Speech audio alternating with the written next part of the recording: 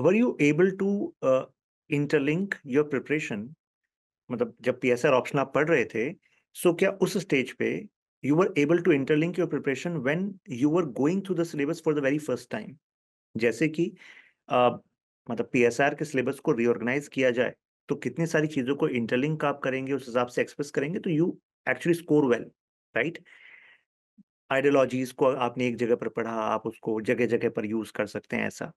लेकिन कई स्टूडेंट्स जो हैं वो ले लेते हैं पीएसआर ऑप्शनल, कंप्लीट भी कर लिया syllabus, but still they are not able to get this thing which can actually give them confidence. तो आपने किस स्टेज पे इस बात को मतलब समझा, यूज करना शुरू किया? नहीं सर, ये स्टार्टिंग में तो बिल्कुल नहीं आता है। स्टार्टिंग में हम्म। इनफैक्ट मैंने अपने जैसे जीएस के लिए ऑप्शनल के भी एक-एक बार आंसर्स लिखे थे अपने हम्म। 23 के प्रीलिम्स के पहले। तो उस टाइम पे बिल्कुल लिंक नहीं बनता है। तो हम्म। जब स्टार्टिंग में देखा कि मार्क्स नहीं आ रहे हैं टेस्ट में, तो फिर I refer to the topper copies.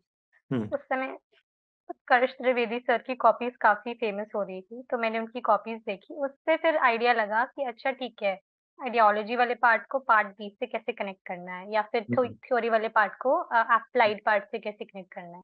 तो हम्म। वहाँ से सर आइडिया लगा, तो फिर मैंने हम्म। वो चीज़ अपने में डालना स्टार्ट किया। उसके हम्म। बाद क्वेश्चन्स उठा के सिर्फ उनकी स्ट्रक्चरिंग पे काम किया, rather than writing the whole answer I thought कि ओके अगर ये है, तो ये मेबी उससे कनेक्ट हो सकता है।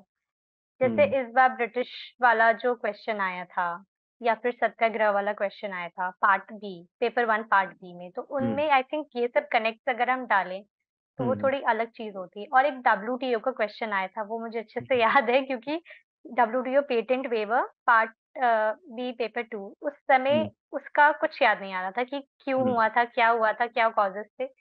बट हम्म। उसमें जब हम लिबरल इंस्टीट्यूशनलिज़्म ये सारी चीज़ें यूज़ करते हैं, तो फिर आई हम्म। थिंक वो थोड़ा दिखता है कि okay you know something about the hmm. Subject. Hmm. ऐसे लिंक करना स्टार्ट किया था। हम्म। और ये इतना ज्यादा टफ नहीं है जितना ज्यादा लगता है। जैसे आप किसी टॉपर की कॉपी देखते हो, एक बार ग्रिप बन जाती है, तो इफ यू नो कि कहाँ किसका क्या कनेक्शन है, देन इट गेट्स क्लियर, मतलब राइट? एक एग्ज़ाम्पल मिल जाए सामने तो फिर it works. It works. Yes. तो जो लोग पीएसआर ऑप्शनल से हैं, वो इस बात को अभी से समझ सकते हैं।